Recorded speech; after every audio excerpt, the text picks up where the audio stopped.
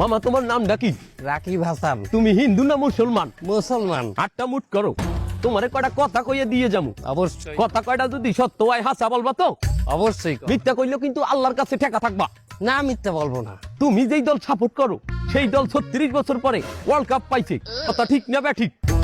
ঠিক। রাগ করলা?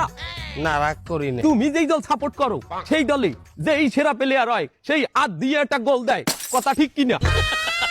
ঠিক। রাগ করলা? না, রাগ করি না। তুমি যেই দল সাপোর্ট করো সেই দলে বর্তমানে একটা প্লেয়ার ছাড়া আর কেউ খেলতে পারে না, কথা ঠিক না ব্যাঠিক? ঠিক। রাগ করলা? না, রাগ করি না।